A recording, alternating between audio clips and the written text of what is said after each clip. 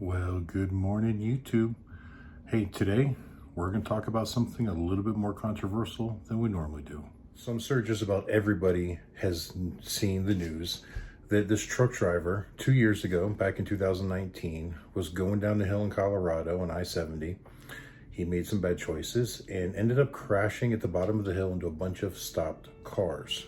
Now, headlines will read, truck driver kills 4 people in fatal I-70 crash in Colorado. Now, obviously, any situation like this is an absolute tragedy, especially when there's a loss of life, especially when that loss of life could have been avoided. So recently, everything went to trial and they found the truck driver guilty, and they basically sentenced him to 110 years in prison because of the crash, and that has started a lot of controversy. A lot of people are saying that this is an unfair sentencing, that it's way too extreme and not necessary.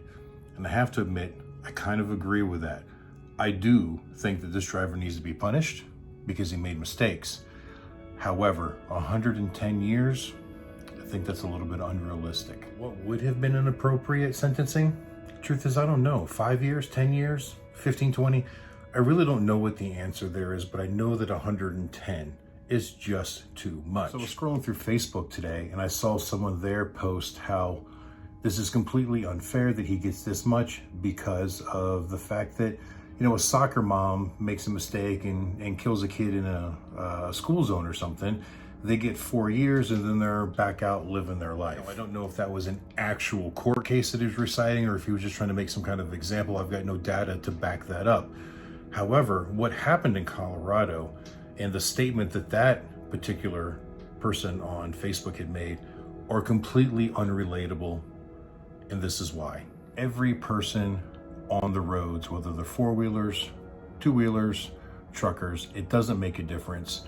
They all have a responsibility to drive safely. You are interacting with public, and cars, trucks, motorcycles, they're all heavy. It doesn't take much for them to go out of control, and it can result in the loss of life. And we all have a responsibility to try to avoid that from happening. However, accidents happen. They're unavoidable in some cases, and in some cases they are avoidable. So let's say someone's driving a minivan or a passenger vehicle. Let's say they're in a school zone. Let's say they make a mistake. They take their eyes off the road for a split second. They look up, there's a child or some other pedestrian in front of them, and they accidentally hit them and cause a loss of life. Yes, this is tragic.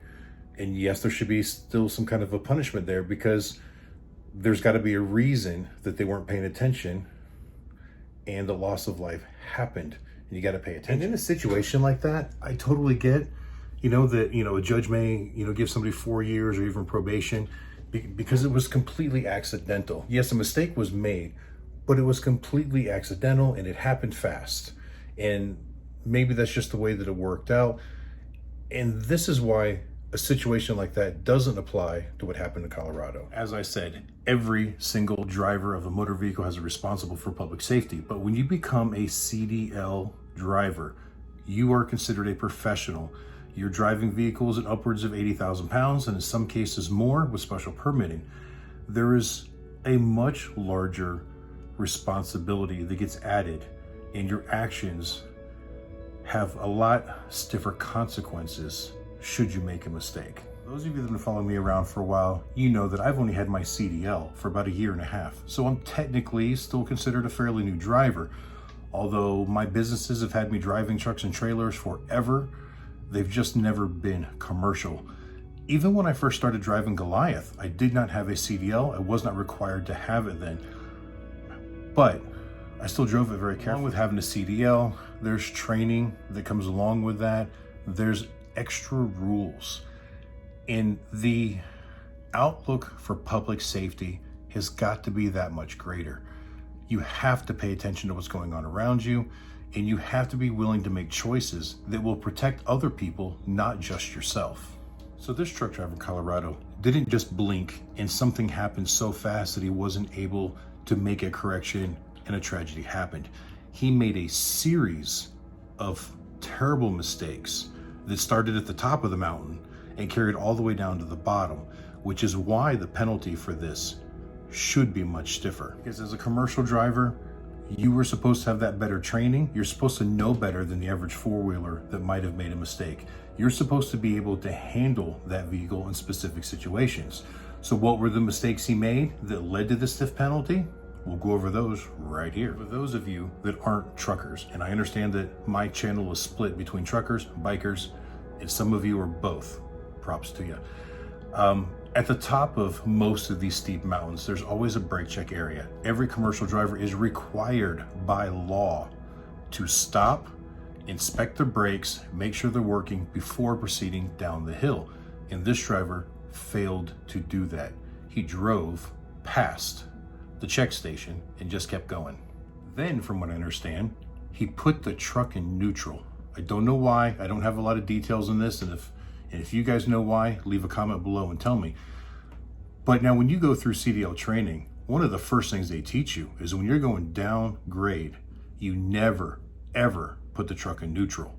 Gear selection is important, but neutral is never one to be selected, ever, ever, ever. The reason for this is because you get no engine braking. You get no resistance of that engine slowing the vehicle down with the drive line. If it's in neutral, it just free rolls right to the bottom of the hill as fast as it can, picking up speed all along the way. So that was mistake number 2.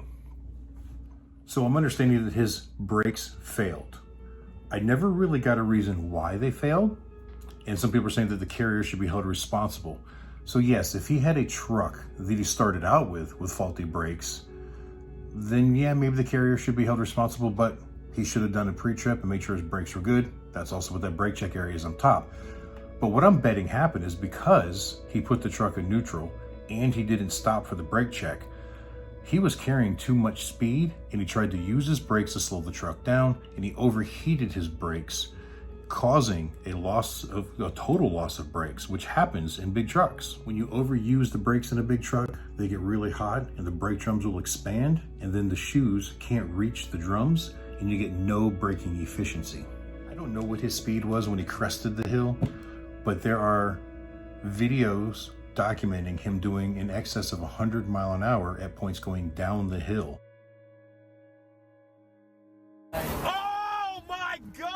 It appears to be the same white truck racing past on the shoulder just moments before 4 people would die. And if he was trying to use his brakes to slow down and they overheated, then he has no way of slowing that truck down. Being in neutral and no brakes, there's not many options left. But that was his 3rd mistake. Failed brakes, whether it's because he overheated them or because he didn't check them. Mistake number 3. Now, I said brake failure happens in big trucks, and it's true, it does. And that's why you see these runaway ramps on these downhill grades, especially the really steep ones that are on windy roads. This particular hill that he was going down had 3 runoff ramps from what I understand. And on his way down the hill, he passed all 3 of them. He made a decision to not take the runaway ramps. That's what they're there for. In that situation when you cannot control the speed of your truck, you were supposed to take the runaway ramp to stop your truck to save your own life as well as the people in front of you.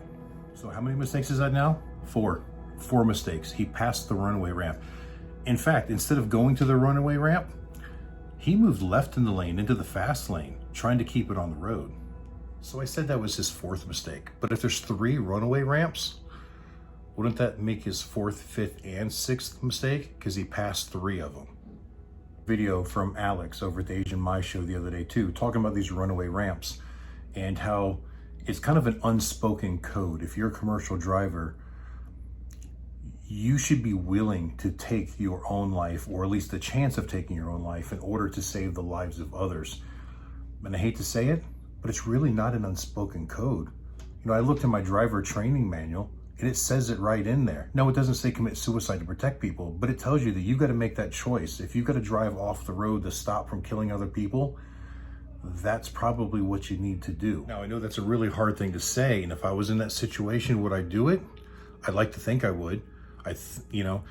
Now, I travel with my wife in the truck with me a lot too, so I'd have to make the decision for the both of us. But if I'm coming down the hill and I see a lot of stopped cars, I'm gonna think mass casualties or just the 2 of us. I understand it's not an easy decision to make, but it was a choice that he had that he still chose not to do. So there's 5 or 7, depending how you want to look at how many mistakes. So yeah, driving the truck off the road into a boulder, into a forest, into a ditch would have still been a better option than going to the bottom of the hill and killing 4 people. As far as those runaway ramps go, apparently he said that he couldn't read the signs. Now, they're pretty common sense. You shouldn't be driving a truck if you don't know what a runaway ramp is. So to the next mistake, he didn't speak or understand English. That alone is a violation of the FMCSA. Yeah, the signs were in English, and apparently he didn't speak English. I wonder here, how did he even get his CDL? Who gave it to him if he couldn't speak English? All the tests are in English, or at least they should be. If you're required to speak English to drive a truck, the testing to drive the truck should all be done in English. Now, I have no bias to people that are speaking other languages. I think it's great to learn multiple languages. But the rules are you must be able to comprehend and read English in order to hold a CDL in North America. And he didn't. So another mistake there. So you see, this doesn't compare to a soccer mom accidentally running a stop sign and causing an accident which led to somebody's death. This was a series of mistakes by a person who should have been trained properly to do the job.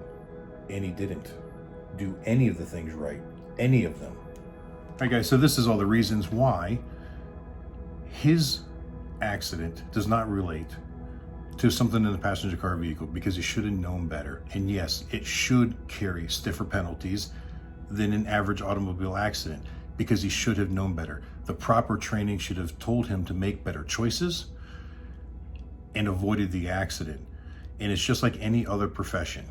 If you're in law enforcement and you do something wrong, the penalties are stiffer than the average Joe, because the training is there and they're supposed to know the right thing to do. So when they make a mistake, they are held to a higher level of accountability, and that just makes sense. 110 years, it's excessive, really excessive. I mentioned before, when I first started driving Goliath, I did not have a CDL. I had no formal truck driver training, but I had some common sense. And I remember the first time I had to route myself through West Virginia, I was going through Interstate 77. I knew there was going to be mountain grades. I'm telling you what, for weeks before I went, I watched every YouTube video I could on what gear to pick to go down a hill, how to handle a hill, so many things. Yeah, common sense, and the information is there. So there was, in my opinion, there's just no excuse. Even with me not having any training at the time, I made better decisions than this guy had, who supposedly had training. This is why the penalty is so stiff. So allegedly, there are people in an uproar about this, and they are protesting and not driving into Colorado. Shut down city.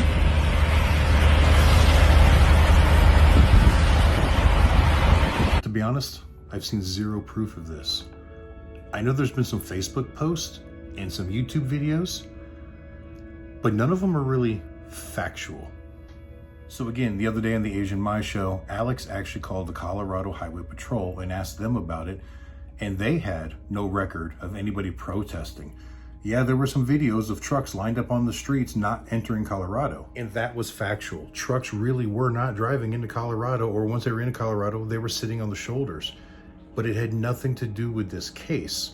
It's because on those days, there was very high wind advisories through Colorado, Wyoming, and a few other states. Colorado was seeing wind gusts on I-70 of up to 100 mile an hour.